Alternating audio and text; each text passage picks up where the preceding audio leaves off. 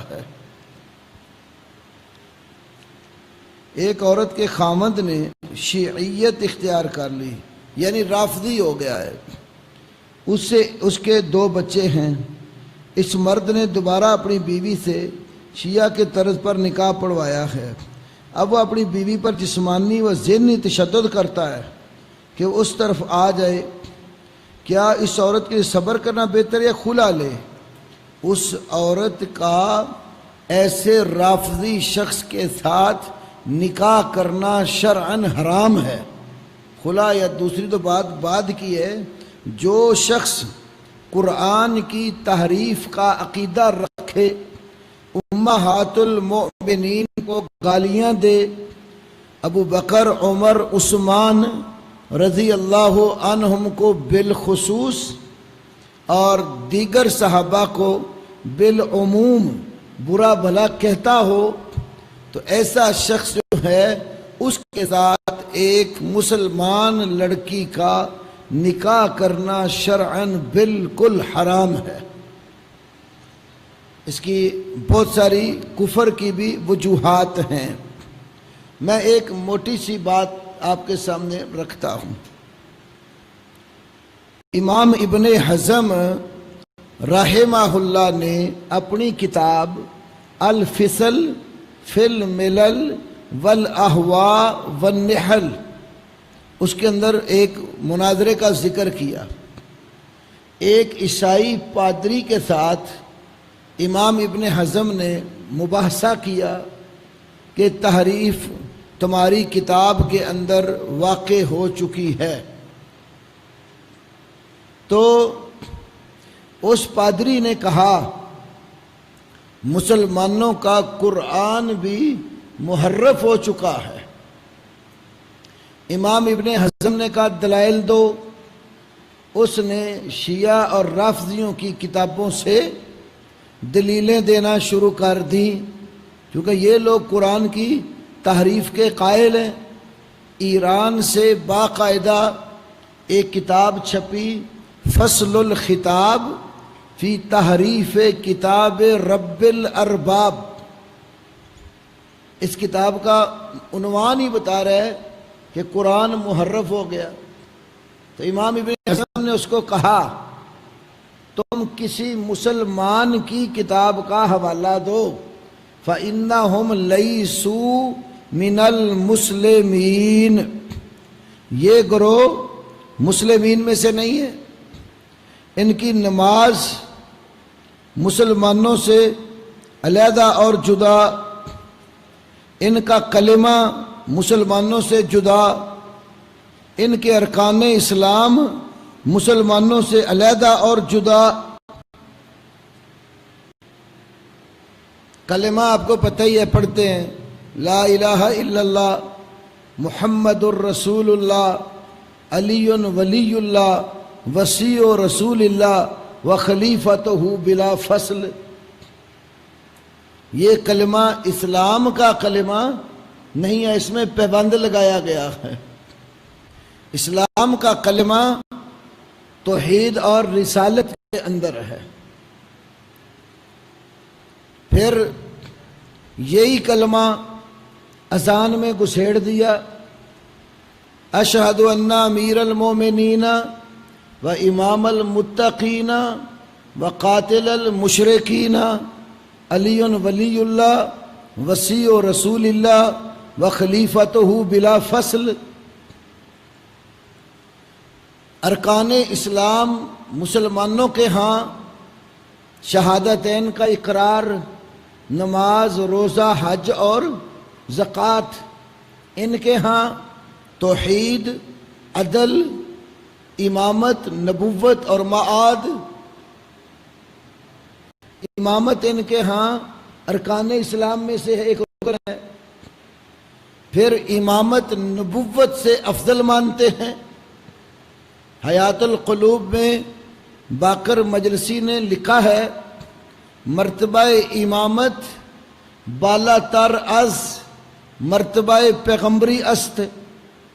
امامت کا رتبہ پیغمبری کے رتبے سے اونچا ہے۔ بہت سارے ایسے عقائد ہیں جو اسلام سے کوسوں دور ہیں۔ ائمہ نے باقاعدہ ان کے ردود پر کتابیں مرتب کی ہیں۔ امام ابن تیمیہ کی مفصل کتاب ہے منہاج السنہ، اس کا خلاصہ امام ذہبی نے لکھا منہاج الاعتدال، اردو میں اس کا ترجمہ بھی موجود ہے۔ تو ایسے عقائد کے حامل شخص کے ساتھ ایسی لڑکی کا نکاح کیسے ہو سکتا ہے جس کا اسلام ہی اس سے جدا ہے؟ اللہ نے کسی کافر اور مشرک کے ساتھ مومنہ موحدہ عورت کو نکاح کی اجازت نہیں دی۔ شرک کرنے والے شخص پر ایمان والی عورت کو حرام قرار دیا۔ وَحُرِّمَ ذَلِكَ عَلَى الْمُؤْمِنِينَ لَا تُنْكِحُ الْمُشْرِكِينَ، شرک کرنے والے لوگوں کو نکاح کر کے اپنی بیٹیاں مت دو۔ وہ کفر بھی کرتا ہے، شرک بھی کرتا ہے۔ حضرت علی رضی اللہ تعالی عنہ کے اندر الہی صفات ماننے والا ہے۔ نادے علی مظہر العجائب تجدہ اونا لک فی المصائب کل ہم و غم سینجلی بنبوتک یا محمد و بولایتک یا علی یا علی یا علی۔ اللہ کو اتنا نہیں پکارتا جتنا حضرت علی کو پکارتا۔ قرآن کہتا ہے فَلَا تَدْعُوا مَعَ اللَّهِ أَحَدًا إِنَّمَا أَدْعُو رَبِّي، اللہ کے ساتھ کسی کو نہ پکارو، اور فرمایا کہ میں صرف اپنے رب کو پکارتا ہوں۔ اور یہ کیا کہتا ہے لی خمسۃ اطفی بہا حر الوباء الحاتم المصطفیٰ والمرتضی وابناہما والفاطمہ، مشکل مصیبت آئے تو جہنم کی گرمی دور کرنے کے لیے میرے پاس 5 ہستیاں ہیں۔ کیا حضرت علی نے یہ سبق دیا؟ حضرت علی کا بھی یہ سبق نہیں ہے۔ ان لوگوں نے حضرت علی کو باقاعدہ الہی صفات کا حامل ٹھہرا دیا۔ صحیح بخاری میں کتاب استطابات المرتدین میں، ساتھ فتح الباری شرح صحیح بخاری، اور امام ابو طاہر المخلص کی کتاب فوائد المنتقات، اس کے حوالے سے ابن حجر فتح الباری میں لائے کہ حضرت علی کی محبت کا دعویٰ کر کے ان لوگوں نے حضرت علی کو الہ اور معبود بنایا۔ کوفے کی جس جامع مسجد میں حضرت علی خطبہ دیتے تھے، اس کے باہر ایسے لوگ پائے گئے جو حضرت علی کو اپنا روزی رساں، اپنا مالک، اپنا پیدا کرنے والا سمجھتے تھے۔ حضرت علی نے حکم دیا جہاں بھی پکڑے جائیں گرفتار کر کے لے آؤ۔ کچھ زندیق پکڑے گئے تو حضرت علی نے ان کو سمجھایا۔ وہ حضرت علی کو کیا کہتے ہیں؟ انتا ربنا و خالقنا و مالکنا و رازقنا، علی تو ہمارا رب ہے، تو ہمارا خالق ہے، تو ہمارا مالک ہے، تو ہمارا روزی رساں ہے۔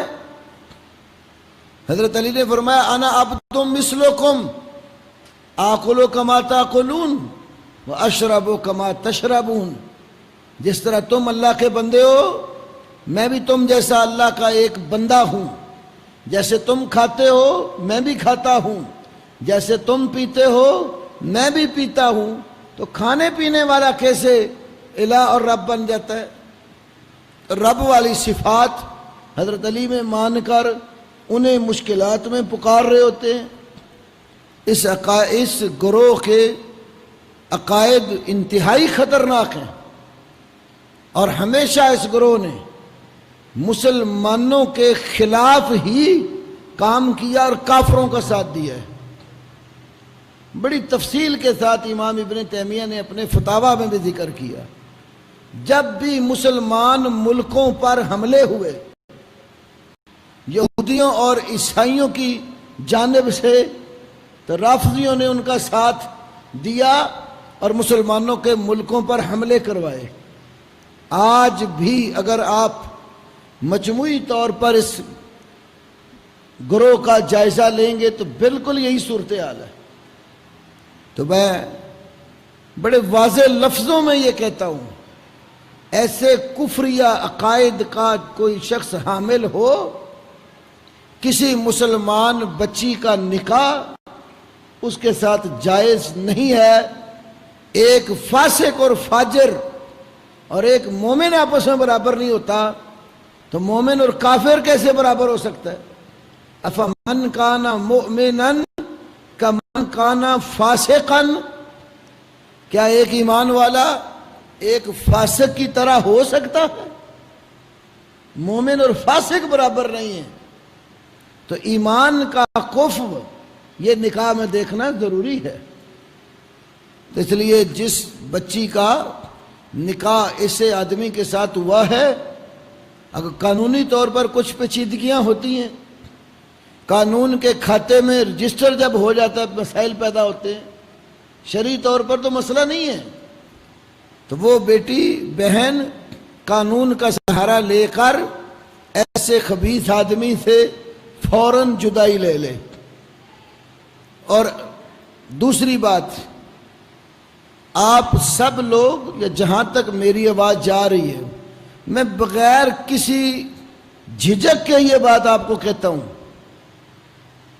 کسی ایسے شخص کے نکاح میں اپنی بیٹی زیر ولایت لڑکی مت دو جو صدیقہ کائنات ام المؤمنین سیدہ عائشہ صدیقہ طیبہ طاہرہ اور سیدہ حفصہ ام المؤمنین رضی اللہ عنہما، صدیق کائنات سیدنا ابو بکر صدیق، فاروق اعظم سیدنا عمر اور عثمان غنی سیدنا علی، کسی بھی صحابی کو برا بلا کہتا ہو، گالیاں دیتا ہو، قرآن کی تحریف کا عقیدہ رکھتا ہو، اس کے نکاح میں اپنی کسی رشتہ دار خاتون بہن بیٹی مت دو جو آپ کے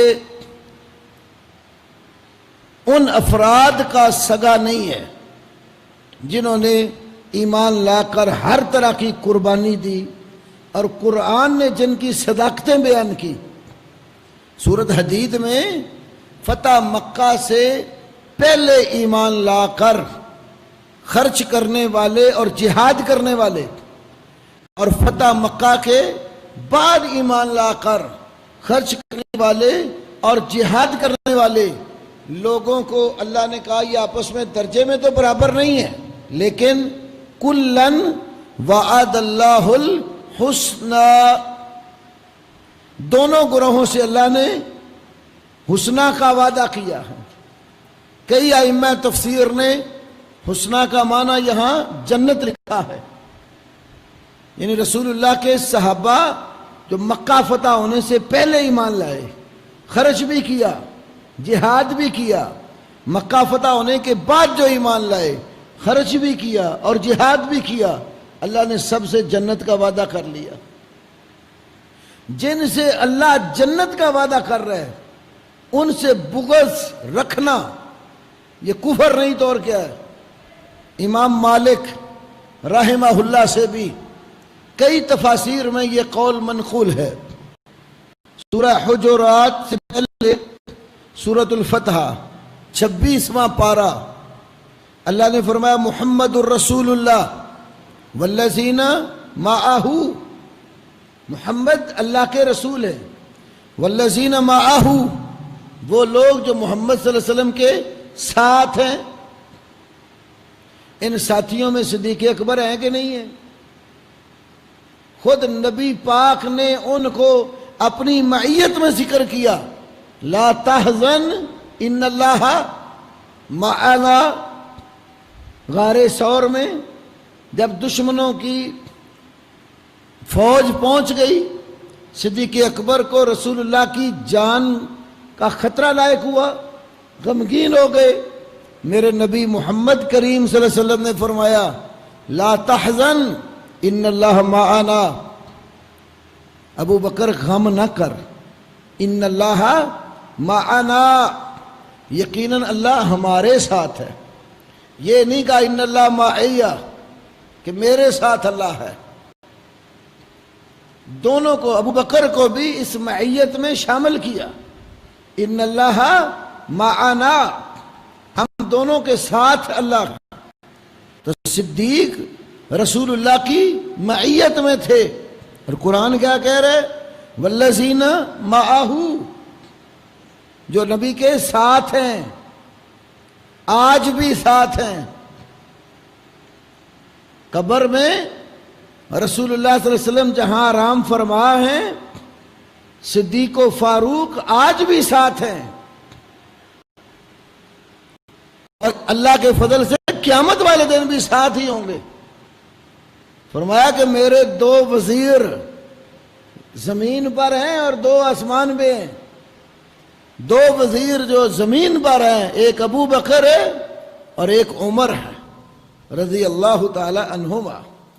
یہ رسول اللہ کے دونوں وزیر آپ کے ساتھ اسی احاطہ میں مدفون ہیں جہاں اللہ کے رسول مدفون ہیں صلی اللہ علیہ وسلم۔ اشداء علی الکفار، کافروں پر بڑے سخت ہیں، رحماء بینہم، آپس میں بڑے رحم دل ہیں، تراہم رکعا سجدا، رسول پاک کے ساتھیوں کو آپ دیکھتے ہیں رکعا، رکوع کرنے والے ہیں، سجدن، سجدہ کرنے والے ہیں، یبتغون فضلا من اللہ ورضوانا، اللہ کا فضل اور اس کی رضامندی تلاش کرتے ہیں۔ سیماہم فی وجوہہم من اثر السجود، ان کی علامت ان کے چہروں میں سجدے کے نشان سے ہے۔ اللہ کے آگے سجدے کر کر کے ان کی پیشانیوں پر سجدے کے نشان پڑ چکے ہیں۔ ذالک مثلہم فی التوراۃ و مثلہم فی الانجیل، یہ رسول کے ساتھیوں کی مثال تورات میں بھی ہے اور یہ مثال ان کی انجیل میں بھی ہے۔ کیسے؟ کزرع اخرج شطأہ، اس کھیتی کی طرح اپنی سوئی اور بالی زمین سے نکالتی ہے۔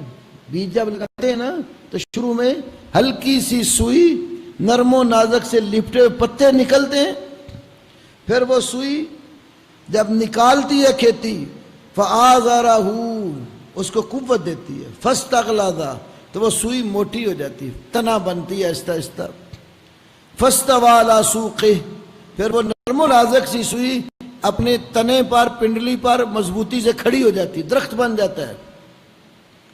جب وہ لگا ہوا پودا تن آور درخت بن کر کھڑا ہو جاتا ہے زمین پر، تو جو کسان ہے جس نے وہ پودا لگایا ہوتا ہے، یوجب الزراء، کسانوں کو یہ چیز خوش کر دیتی ہے۔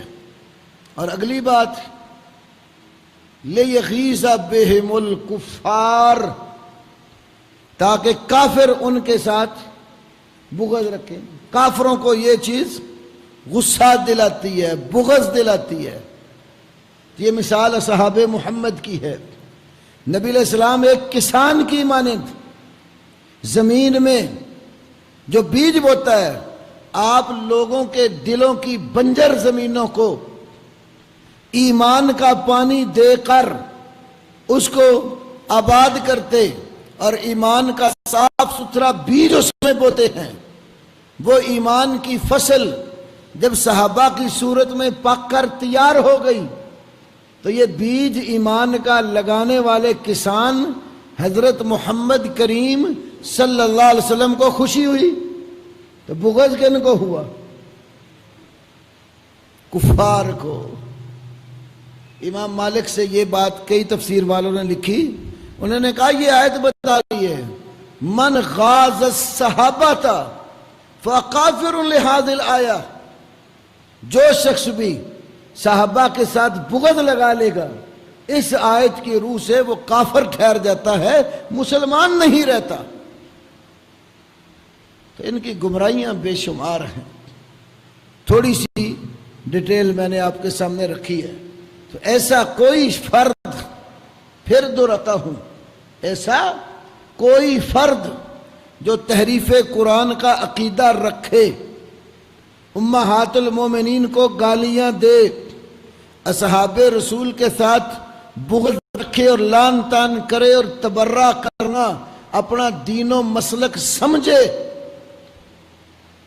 اس شخص کے ساتھ کسی مسلمان خاتون کا نکاح کرنا بالکل حرام ہے، حرام ہے، حرام ہے۔ یہ میں علی وجہ البصیرت کہہ رہا ہوں، بغیر کسی جھجک کے کہتا ہوں۔